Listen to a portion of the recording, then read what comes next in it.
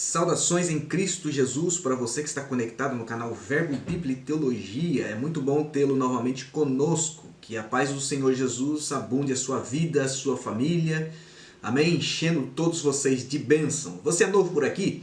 Muito prazer. Eu sou o pastor Júlio Rocha e é bom ter você conosco também. Não é inscrito ainda? Aproveite para se inscrever. Amém? Deixe o seu like também, porque este vídeo faz parte de uma série de vídeos que você provavelmente não vai ver muito aqui na plataforma do YouTube, amém? Para quem já pôde acompanhar aí nossa série que nós estamos estudando sobre o pecado em Teolobíblia, nós já falamos sobre o processo redentor, já falamos sobre o mapa do pecado, já falamos sobre a relação de pecado, a redenção e apostasia, e agora nós vamos falar sobre a genealogia do pecado. O pecado tem mãe e tem filho, amém, irmãos? Isso eu faço questão de repetir, você não vai encontrar o que você vai ver aqui em muitos canais do YouTube por aí, porque aqui, irmãos, é Bíblia pura, amém? Aqui nós estamos estudando a Bíblia do jeito que ela é, do jeito que ela deve ser compreendida.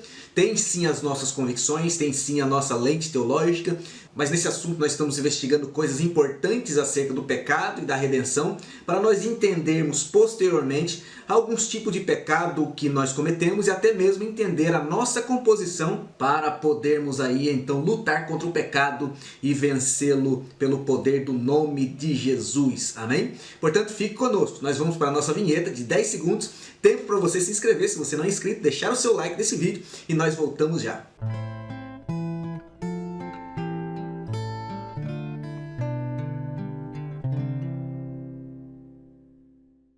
Muito bem, meus irmãos, vamos voltar então ao nosso quadro esquemático, a nossa aulinha visual aí, desta feita falando sobre a genealogia do pecado.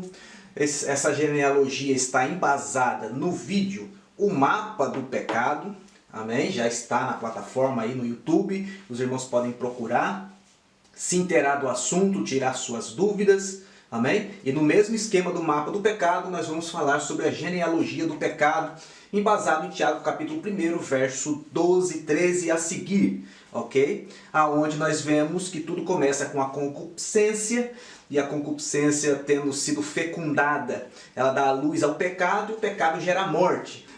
O salário do pecado é a morte, mas o pecado, quando ele nasce como filho da concupiscência, ele acaba também trazendo consigo outros filhos. Irmãos, eu quero abrir um parênteses aqui, para dizer que os irmãos estão dando feedback aqui na nossa aula, no quadro, nosso quadro esquemático. E se te ajuda também, deixa nos comentários aí, ok? Deixa aí a sua impressão, para que nós possamos também melhorar a cada dia, ok? Eu sei que no mapa do pecado estava um pouco poluído, né? Agora está um pouco mais clean, isso porque eu não coloquei os versículos correspondentes, mas nós vamos citá-los todos e, se possível, nós vamos deixá-lo aqui na parte de baixo aqui para os irmãos poderem acompanhar, amém? Logicamente os versículos serão aí, que forem citados serão projetados e os outros deixarei a referência. Irmãos, outro aviso importante, nós estamos, a duras custas me convenceram de ir para o Instagram também, PR Júlio Rocha, amém? Eu vou deixar aqui embaixo também para que os irmãos possam aí nos seguir lá. Esses esquemas vão ser provavelmente outras citações, outros pensamentos vão ser colocados, ok? Os vídeos que serão lançados também nós vamos procurar dar uma deixa lá também, deixar um pouquinho lá, ok? Então os irmãos que estão lá pelo Instagram, nos sigam também lá, ok? Para poder dar essa força para a gente, nos ajudar na divulgação do nosso trabalho também da Palavra de Deus, amém? Vamos lá então, genealogia do pecado. Como eu disse, baseado no mapa do pecado, que Armínio esboçou, né? Onde o homem é tentado de dentro para fora e de fora para dentro. De dentro para fora, isso aqui, irmãos, não vai influenciar nada na genealogia do pecado, tá? Estou falando aqui do homem, mas para os irmãos terem uma ideia e recapitularem o que foi dito lá no mapa do pecado, ok? O homem de dentro para fora, ele peca por incredulidade, por fraqueza e por maldade, ok? São 3 níveis aí de pecados internos ou interiores, oriundos da nossa natureza humana, da nossa natureza adâmica, ok? É bem verdade que o velho homem foi crucificado na cruz, né? Mas, conquanto o homem consiga gerenciar esses pecados internos para não pecar, é o que a Bíblia nos informa em 1 João capítulo 2, verso 1, filhinhos, não pequeis, né? O velho homem fica então crucificado, mas o velho homem ele pode descer da cruz, né? E aí esses 3 pecados são uma realidade, amém? E também o homem sofre a opressão externa, porque nasceu no mundo sob o pecado, um mundo, né, cujo mundo é governado pelo pecado. Então o homem também é tentado pelo mundo, tentado pela carne, tentado por Satanás. Irmão, sobre a relação do homem com esse triângulo interno e externo do pecado, nós vamos falar num vídeo específico para tratar de pecados, amém? Um vídeo aí mais pastoral, um vídeo aí mais trabalhado sobre isso, ok? Às vezes tem gente que sofre as 3 influências, às vezes sofre, na maioria das vezes sofre 1 ou 2 delas, tá? Na maioria das vezes, ok? Mas tendo isso em mente, a disputa que é feita pela vida humana, né? Entre o bem e o mal, se podemos chamar isso de uma disputa dualista, isso reflete, na verdade, a ação do pecado de dentro para fora e de fora para dentro. Pecado esse, né, que tem a sua genealogia. Esse pecado aqui, então, ele não é um pecado por atitude, ele não é um pecado experimental, ele é um pecado, segundo Romanos capítulo 5, verso 12, um pecado sistêmico, amém? Então nós temos que ter sempre em mente aquela regrinha. A Bíblia fala de pecado, né? Esse P aqui parece o P do Palmeiras, né? Qualquer relação aí é mera coincidência, né? Esse P aqui do Palmeiras, do pecado, ele é o sistêmico, amém? De Romanos 5,12, aquele que entrou no mundo através do homem, né? E com ele trouxe a morte junto, que se instaurou no mundo e que foi vencido pela cruz de Cristo, onde superabundou a graça, ok? Mas ele também traz consigo seus filhos, olha que legal.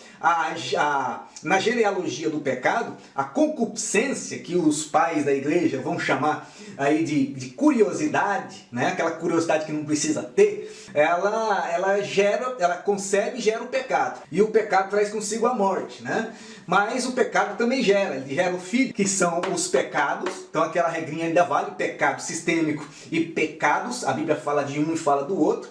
Isso aqui vai envolver ação, né? Ela fala do pecado para a morte, né? A Bíblia também fala que é um filho também mais perigoso aqui na genealogia do pecado. E o pecado imperdoável, que também é outro filho. Portanto, o pecado, irmão, tem 3 filhos, e sendo filho do pecado, logicamente é neto da concupiscência. Concupiscência é essa, né, a avó desses pecados todos aqui, né, que João fala que não provém do Pai, mas provém do mundo, né? Nesse caso, esse mundo também é um sistema que age pelo pecado. Amém, irmãos? Nós vamos falar com isso aqui, tem bastante assunto para falar sobre o pecado. Amém, irmãos? Vamos combater o pecado para a glória de Deus, pela graça de Jesus. Portanto, meus irmãos, os irmãos notem que o pecado está num patamar, né, provavelmente mais raso, e temos aqui o pecado para a morte, o pecado imperdoável no mesmo patamar. Isso sugere uma relação de equilíbrio e de equivalência entre eles. Amém? Nós não vamos ir muito a fundo nisso aqui, mas eu pretendo passar para vocês o que a gente está meditando acerca disso aqui. Bom, vamos lá então. Em primeiro lugar, nós temos aqui o pecado. Quando nós falamos de pecado, né, o pecado experimental, os pecados, né, que é oriundo de um sistema, né, aquele que envolve ação, né, está lá no mapa do pecado, nós podemos falar, né, várias coisas sobre ele. Que, por exemplo, nós pecamos por pensamentos, palavras e obras, que nós pecamos por omissão, por comissão, amém? Por incredulidade, como está aqui. E nós podemos falar também, principalmente, que esses pecados eles podem ser voluntários e involuntários. Por quê? Por causa da nossa natureza. Amém, irmãos? Nós somos redimidos? Somos, mas ainda somos pecadores. Eu vou colocar aqui para os irmãos a tricotomia do homem, para os irmãos, para nós relembrarmos aqui o conceito de redenção. Pronto. Agora apareceu aqui, os irmãos lembram que o homem é corpo, alma e espírito, segundo 1 Tessalonicenses capítulo 5, verso 23, Hebreus 4, 12. No tocante a isso, a nossa alma ela é redimida na cruz de Cristo, amém? Mas ela ainda pertence a uma estrutura que veio do velho Adão. Portanto, essa estrutura ela não vai ser a justiça de Cristo, ela é aplicada na alma para a salvação e restauração à justiça original que ligava a Deus ao homem, que podia fazer a conexão entre Deus ao homem por causa de Cristo. Mas o corpo e o espírito ainda permanecem. Os irmãos sabem que no processo redentor, é um vídeo também que eu vou deixar aqui em cima para os irmãos clicarem e poderem assistir para acompanhar, né, com mais acuracidade essa genealogia do pecado. E acontece que se o homem morrer nesta vida antes de Cristo voltar, amém, o espírito dele também vai ser redimido, amém? E para eles já há salvação. Há uma espécie de arrebatamento indireto. Amém? Se nós considerarmos aí que só falta a redenção do corpo e não tem possibilidade mais dele pecar ou perder a sua salvação. Eu também tenho um vídeo sobre isso, que me perguntaram se a morte é um tipo de arrebatamento. Amém? E eu respondo isso. Vou deixar o vídeo aqui em cima, você também olha lá quando você tiver uma oportunidade. E por fim, Cristo vem depois no arrebatamento buscar o corpo. Portanto, irmãos, enquanto nós estamos ainda investidos desse corpo, desse espírito, que traz consigo as marcas da natureza humana, nós só temos a nossa alma redimida. Portanto, nós somos redimidos sim, mas somos pecadores. Portanto, estamos sujeitos sim ao pecado. O pecado experimental, seja ele voluntário, seja involuntário. Esse pecado, ele é conhecido na Bíblia como transgressão em primeiro lugar. Pecar é transgredir e transgredir é pecar. Portanto, principalmente no Velho Testamento é muito usado esse termo transgressão, né? Transgressão da lei. E sobre este termo transgressão, entendendo que tem essas ramificações que eu falei, eu gostaria de deixar algumas referências com os irmãos. É aleatório, tá, irmãos? Nós vamos analisar algumas passagens, ok? E vermos o que aplica e onde se aplica o termo transgressão. Levítico, capítulo 16, verso 16 e verso 21. O verso 16 diz assim: assim fará a expiação pelo santuário, por causa das imundícias dos filhos de Israel e das suas transgressões, ou seja, segundo todos os seus pecados. E assim fará para a tenda da congregação que mora com eles no meio das suas imundícias. Que é no ritual de purificação, um bode, né, dado por oferta de expiação pela transgressão, e toda transgressão precisa de expiação, amém? O sangue seria trazido, né, para o santuário e seria feito a expiação pelo santuário das imundícias que o povo tinha cometido, dos pecados, seja transgressão, seja iniquidade, e é o que Deus fala aqui, das suas transgressões, segundo todos os seus pecados, ok? E também santificaria aí a tenda da congregação, né, que vive no ambiente de pecados. Então Deus já faz aí clara alusão a uma necessidade de santificação do povo por causa das suas transgressões, porque Deus de fato não releva a transgressão. Isso nos fala do caráter de Deus e de como ele é ordeiro. No verso 21, nós encontramos o seguinte: e Arão porá ambas as mãos sobre a cabeça do bode vivo, e sobre ele confessará todas as iniquidades dos filhos de Israel e todas as suas transgressões, segundo todos os seus pecados. E os porá sobre a cabeça do bode e enviá-lo ao deserto pela mão de um homem designado para isso. Aqui temos clara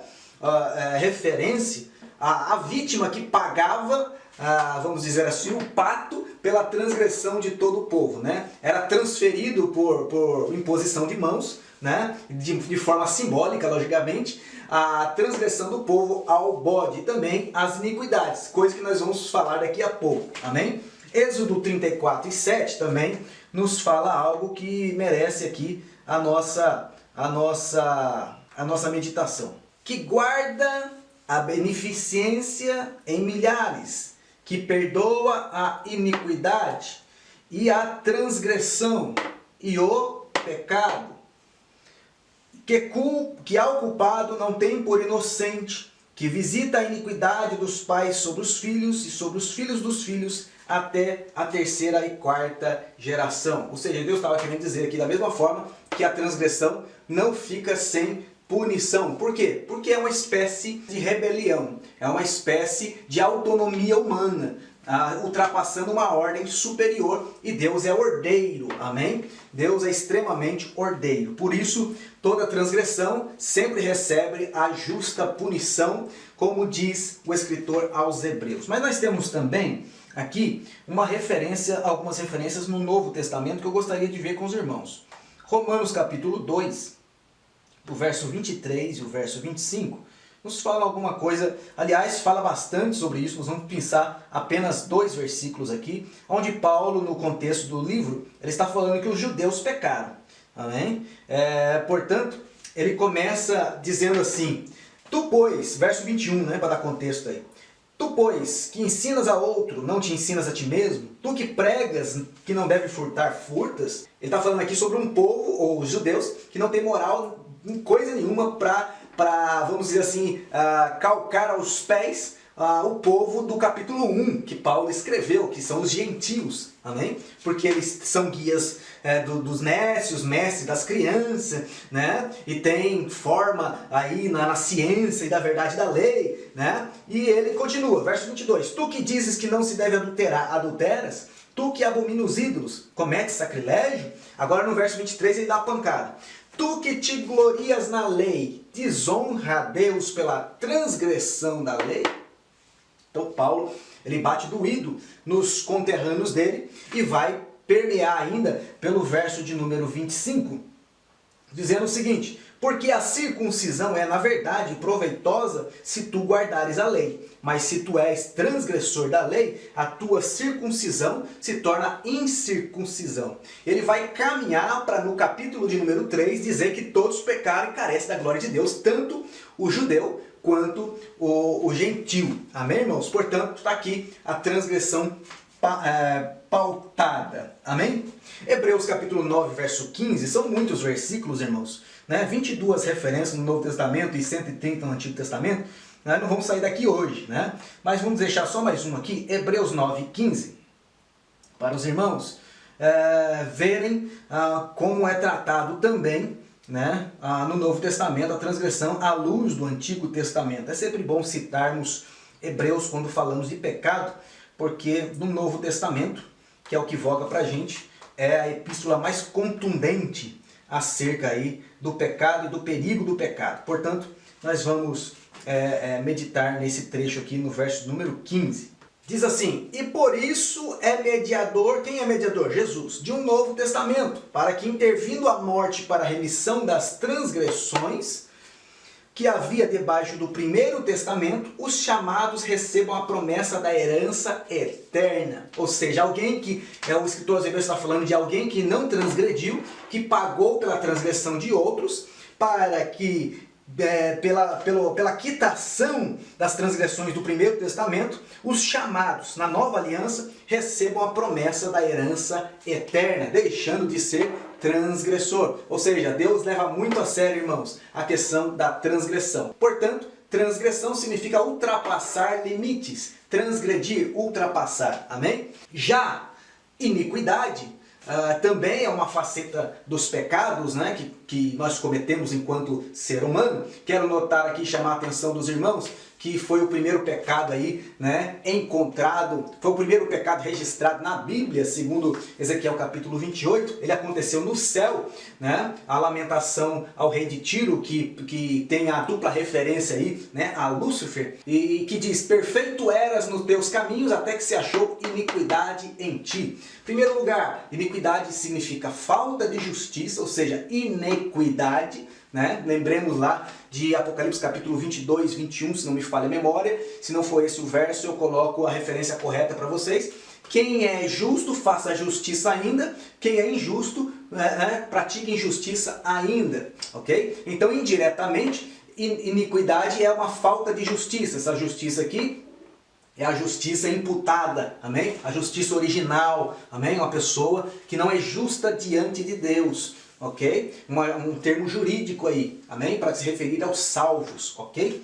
E diretamente, iniquidade na Bíblia é crime, amém? Portanto, quando se lamenta sobre Lúcifer, ao que indicamos aí na dupla referência de Ezequiel capítulo 28, Lúcifer comete um crime, por esse crime ele é punido. Perfeito eras nos teus caminhos, até que se achou iniquidade em ti. 1 de João, capítulo 3, verso 4, diz que todo aquele que comete pecado, comete iniquidade. Porque todo pecado é iniquidade, toda iniquidade é pecado. Amém? Interessante nós notarmos, né, que no Antigo Testamento 267 vezes aparece a palavra iniquidade, né, e 25 vezes no Novo Testamento. E o livro que mais fala sobre iniquidade é o livro dos Salmos, né? O livro dos Salmos fala muito, fala mais de 60 vezes sobre iniquidade. E não podemos deixar de notar, né, o Salmo de número 51, onde Davi, na verdade, ele transgrediu a lei do Senhor, foi o que Natã falou para ele, porquanto transgredisse a lei do Senhor, a ordem do Senhor, né? Que ordem era essa? A lei, né? Ele, dos 10 mandamentos, ele acabou com 5, matou 5, né? E a espada não sairia da casa dele. Foi o único erro da vida dele, pontuado pelo Senhor, nosso Deus, está nas Escrituras, amém? E que foi um daqueles, né? Um pecado daqueles. E ele no Salmo 51, ele vai dizer o seguinte, verso 2, olha o que ele fala: lava-me completamente a minha iniquidade e purifica-me do meu pecado. Olha o que diz o Salmo 119, verso 3. A partir do 2, para dar contexto. Bem-aventurados que guardam os teus testemunhos e o buscam de todo o coração e não praticam a iniquidade. Olha que interessante. Mas andam nos seus caminhos. A Bíblia diz também no Salmo que o caminho do Senhor é perfeito. Justiça fala de completude, justiça fala de integridade. Justiça fala de pureza, amém? Essa é a justiça que provém de Deus, amém? Não falha. E quem anda no caminho de Deus, anda no caminho da justiça e não tem tempo, amém? Não tem trela para a iniquidade. Irmãos, tem muitos outros aqui no Antigo Testamento. Citaria Salmo 130, verso 3. Citaria Levítico 19, 8. Levítico 5 e 1, que esses termos iniquidade e transgressão são termos levíticos. Citaria Isaías 53, o verso 5, o verso 6. Ele levou sobre si a nossa iniquidade e a nossa transgressão tomou sobre si. Citaria ainda Mateus 24, verso 12, Mateus 7, verso 23, 2 Tessalonicenses capítulo 2, verso 7. Vou deixar tudo para os irmãos aqui, amém? Não dá tempo de ler, mas tudo está associado à iniquidade, associado à transgressão. Agora, note bem, a pessoa que pratica pecados, ela pratica iniquidade como reprodutor, amém? Ela pratica como uma coisa passiva, amém? Falta a ela uma justiça, ela comete crimes, mas vai pelo curso da natureza, segundo Efésios capítulo 2, verso 3, amém? Agora isso vai causar um efeito espiral. Quando num próximo estágio, se ela continuar na transgressão, continuar na iniquidade, ela vai passar para o pecado mortal. E aí nós já falamos de apostasia, que é um pecado para a morte, João diz, né? Vou deixar a referência aqui embaixo, não me lembro agora, que há pecados que são para a morte, e esse eu digo que não ore, amém? Então fala aqui da apostasia, que é voltar para lá da cruz, amém? Que é fazer pouco caso, pisar o sangue da aliança.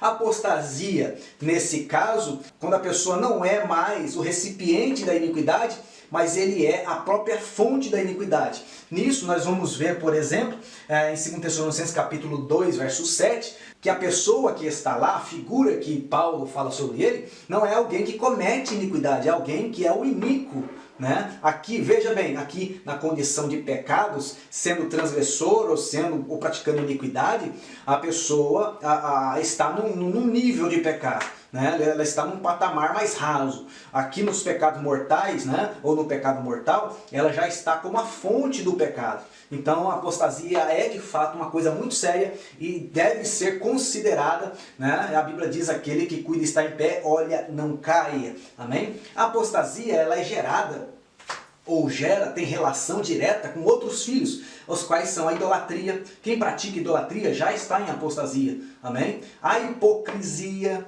né?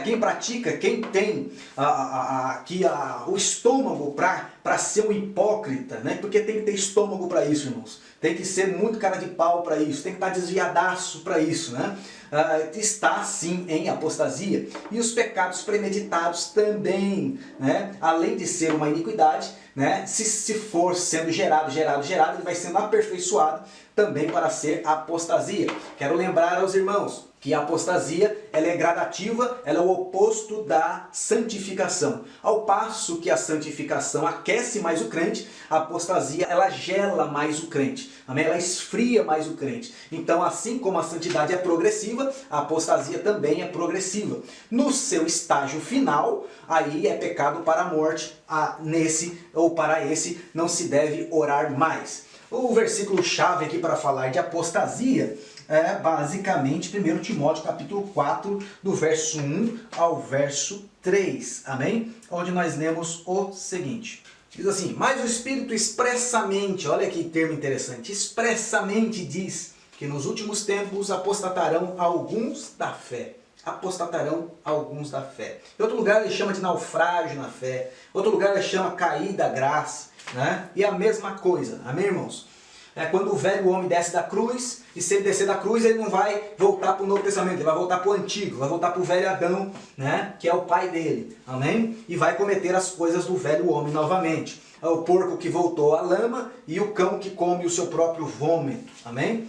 E isso vai acontecer nos últimos tempos, segundo diz Paulo. Apostatarão alguns da fé, dando ouvidos a espíritos enganadores e doutrina de demônio. Olha aqui, idolatria junto, ok?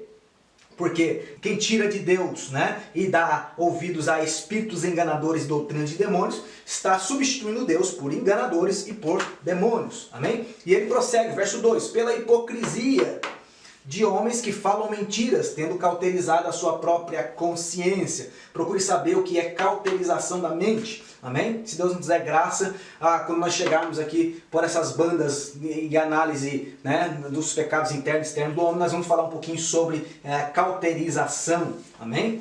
E mais, vai falar de pecados premeditados agora, verso 3. Proibindo o casamento e ordenando a abstinência dos manjares que Deus criou para os fiéis e para os que conhecem a verdade, a fim de usarem deles com ação de graças. Então nós vemos a recomendação paulina, né, para fugir da apostasia e ficar atento quanto a este tempo, né? Apocalipse 22 e 15 também fala sobre os que ficarão de fora, né? Todos que ficarão de fora já estarão aqui num patamar de apostasia. E pode ver que todos os pecados que são nominados lá, eles estão nessa região de idolatria, de hipocrisia ou de pecados premeditados, que faz aqui a transgressão e a iniquidade, só que não é de uma maneira involuntária, mas sim voluntária. E o pecado para a morte é sempre voluntário. Não existe pecado para a morte involuntário.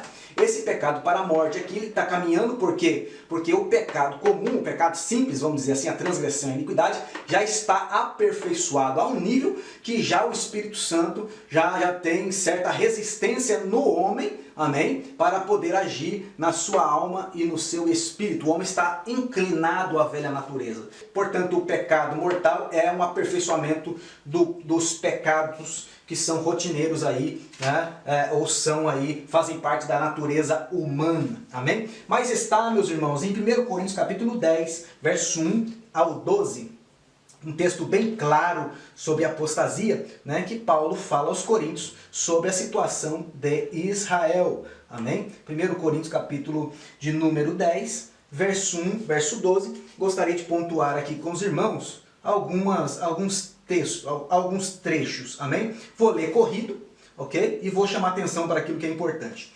Ora, irmãos, não quero que ignoreis que nossos pais estiveram todos debaixo da nuvem, e todos passaram pelo mar, e todos foram batizados em Moisés, na nuvem e no mar. Ou seja, estavam todos dentro, todos salvinhos, né? Tudo lá, né? Parte, todos eleitos. E todos comeram do mesmo manjar espiritual, e todos beberam da mesma bebida espiritual, porque bebiam da pedra espiritual que os seguia, e a pedra era Cristo. Mas Deus não se agradou da maior parte deles. O que causa a rejeição de Deus a um homem? O que causa divisão entre o homem e Deus? Vossos pecados, vossa transgressão e iniquidade, diz a palavra do Senhor, causam divisão entre vós e vosso Deus, para que Deus não os ouça. Vou deixar a referência para os irmãos aqui, não me lembro de cabeça agora, amém? Mas Deus não se agradou da maior parte deles, pelo que foram prostrados no deserto. Ou seja, toda transgressão, toda iniquidade recebeu a devida retribuição.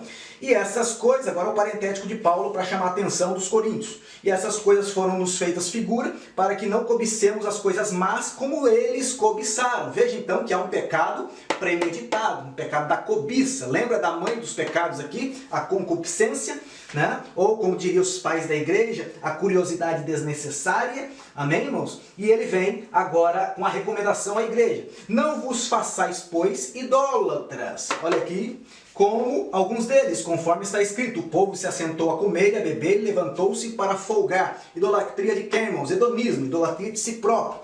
Amém? Diz mais, não nos prostituamos, como alguns deles fizeram, e caíam num dia 23.000.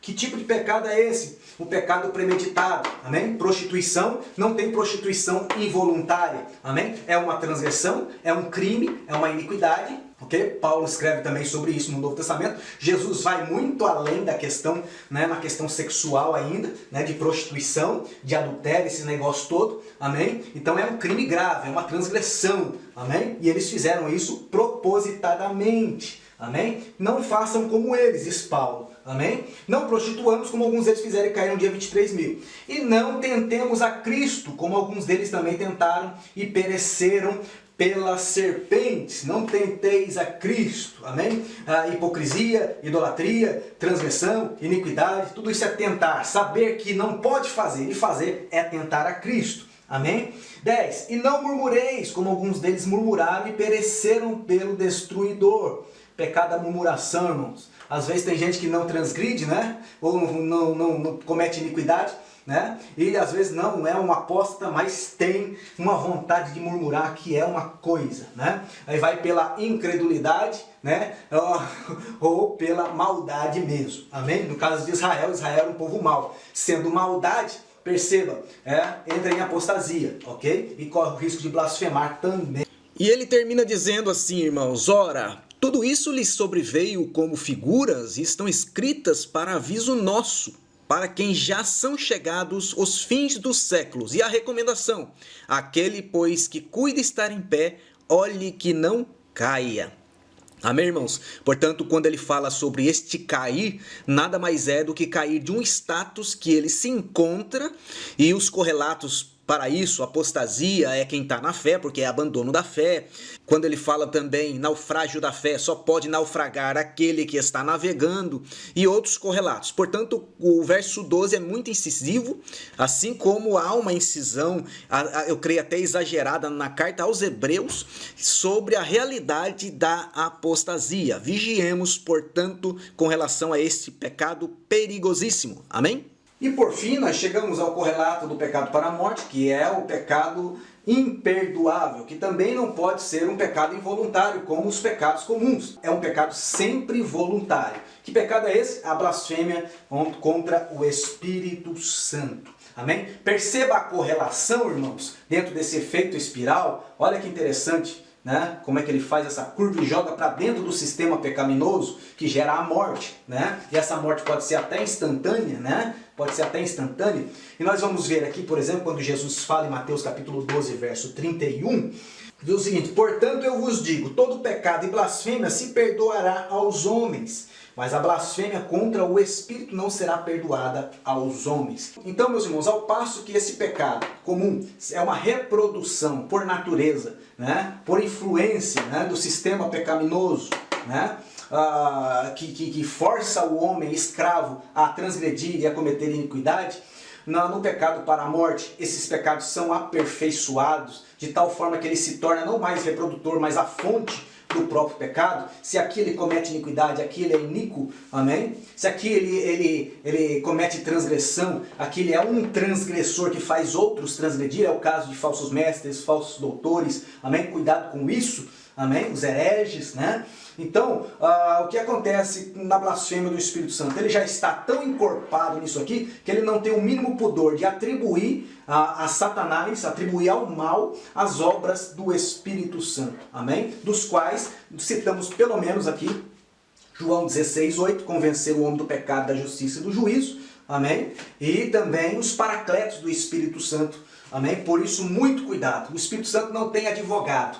Cuidado ao comentar coisas do Espírito Santo, amém? Cuidado ao rejeitar a obra do Espírito Santo, porque é realmente um negócio muito sério. De certa forma, meus irmãos, também há um correlato com a apostasia. Por quê? Porque aqui, no estágio final, né, está condenado à morte, tanto quanto é imperdoável. Ou seja, o pecado imperdoável e o pecado para a morte, em ambos os casos, a pessoa só pode esperar a morte, a separação de Deus, ok? A alma já está aqui riscada, ok? Esperando só o espírito ir embora, né? O espírito, o corpo ir para o pó e o espírito ir embora, ok? Seguir o seu destino, amém? Na verdade, o espírito segue a alma, tá, irmãos?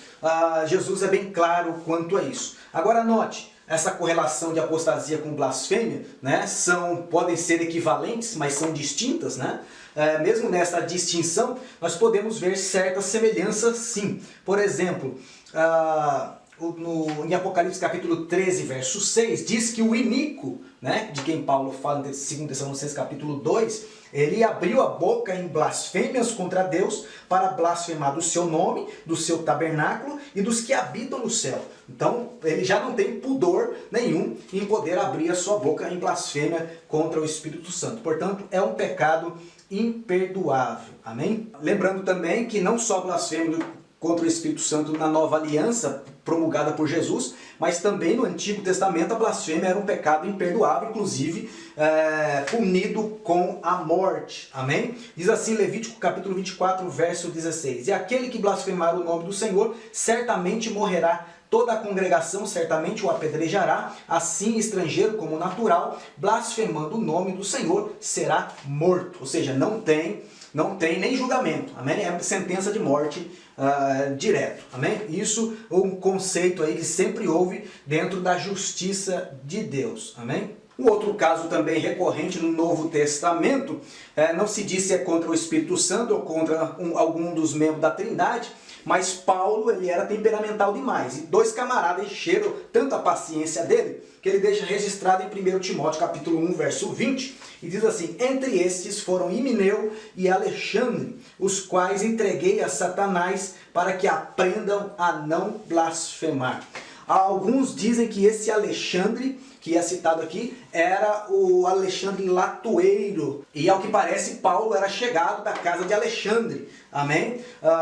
Segundo aí as inferências bíblicas. Amém? Portanto, esse Alexandre aí, o Alexandre Latueiro, que ele fala depois, escrevendo a Timóteo, que causou muitos males. Olha que interessante, Jesus, para conceituar, né, que o pecado imperdoável ele é voluntário, ele escreve assim em Mateus capítulo 15, verso 19, provavelmente explicando ali, né, para os fariseus que não é o que entra que contamina o homem, mas é o que sai, né, de dentro para fora. E ele diz assim, e Armínio diria que isso é um pecado por maldade. Jesus disse assim: porque do coração procede os maus pensamentos, as mortes, adultérios, prostituição, furtos, falsos testemunhos e blasfêmias. Amém? Portanto, é do coração. Quando fala coração, está falando da alma, parte intelectual do ser humano. Amém? A Bíblia também nos diz que no estágio final de todas as coisas, em Apocalipse capítulo 16, verso 11, quando as taças da ira de Deus foi derramado sobre aqueles que receberam a marca, né, o selo da besta, né, diz que já estavam num estado de apostasia tão grande, né, que por causa das suas dores e por causa das suas chagas, blasfemaram do Deus do céu e não se arrependeram. Portanto, irmãos, no caso de pecado para a morte, caso de pecados imperdoáveis, não há arrependimento. A própria pessoa já está morta, não sente vontade, necessidade de se arrepender. É mais um paralelo entre os dois tipos de pecado, ou os dois filhos aí, né, do pecado sistêmico. E por fim, para consubstanciar o que Jesus disse sobre Mateus 12:31, Marcos 3:29 diz que aquele que blasfemar contra o Espírito será réu do juízo eterno. Portanto, um pecado imperdoável. Amém, meus irmãos? Eu sei que, novamente, né, o assunto é muito extenso, a gama de versículos é muito grande, é impossível ler todos, explicar todos. Basta que os irmãos entendam o seguinte: né, a influência do pecado, diante do mapa do pecado que nós já vimos, ele gera, né, a genealogia do pecado, né, pecado esse que é sistêmico, que tem o por primeiro filho, num grau mais, vamos dizer assim, mais raso, o pecado que pode ser transgressão ou pode ser iniquidade, podendo ser também cometido involuntariamente ou voluntariamente, mas que se aperfeiçoado vai gerar o pecado para a morte, que não pode ser involuntário, apenas voluntário. Ele é conhecido como apostasia, é um pecado que ele é progressivo, ele não é vertical, ele vai crescendo assim como a santificação, o seu oposto. Pode ser por meio da idolatria, da hipocrisia e também dos pecados premeditados. E que tem o seu correlato também desaguando na blasfêmia contra o Espírito Santo, que é um pecado imperdoável, que também só pode ser concebido voluntariamente, amém? Tudo isso faz um efeito espiral, amém, para a perdição, jogando dentro do pecado sistêmico, que é o gestor aqui de toda espécie de males e que já está condenado na cruz de Cristo e gera, portanto, a morte. Espero que não tenha dúvida, mas se tiver dúvida, deixa aqui no campo dos comentários aqui embaixo, nós procuraremos responder, amém? E no mais, Deus abençoe vocês. Muito bem, meus irmãos, nós conferimos então aí os 3 tipos de pecado, os 3 níveis de pecado, os níveis mais macros, não é verdade? É impossível nós acharmos tempo aqui para rastrear e citar versículo por versículo todas as questões, todos os âmbitos do pecado, porque isso é muito relativo e também é muito subjetivo, muito pessoal. Deus olha para o coração e nós não sabemos de fato o que Deus pensa a nosso respeito. Imagine você que Deus olhou para uma simples mentira de Ananias e Safira, encarou isso como uma blasfêmia e matou os dois na mesma hora, né? Então nós não sabemos realmente como Deus encara as coisas. Tamanha a maldade que pode haver no coração. Mas isso com certeza eu espero que tenha servido para você, para aumentar a sua fé, aumentar a sua convicção no perdão de Cristo, no plano de Deus para a humanidade, para você em específico. Se você é desviado dos caminhos do Senhor, está parado, não congregando, é tempo de voltar, amém? Vigie, fuja do pecado, fuja da aparência do mal e procure levar uma vida santificada pelo Espírito Santo, separada. Eu reforço a necessidade de você que não assistiu ainda os vídeos, assistir aí, né, o vídeo do processo redentor, assistir o vídeo aí do mapa do pecado, da relação de pecado, redenção e apostasia, amém? E continuar seguindo também essa série de estudos que está maravilhosa e muito edificante espiritualmente para você, amém? Se você gostou desse vídeo, deixe o seu like, deixe a sua inscrição, nos ajude a propagar a palavra do Senhor. Compartilhe, chame mais pessoas para estudar a palavra de Deus com você e comigo, amém? Nós estamos aqui para auxiliar, não ganhamos nada com isso, nós somente compartilhamos graça e conhecimento da parte de Deus que Ele nos dá. Nós somos apenas um canal de Deus para abençoar a sua vida, amém? E no mais, que Deus abençoe a sua vida, a sua família e até o próximo vídeo, se Deus quiser.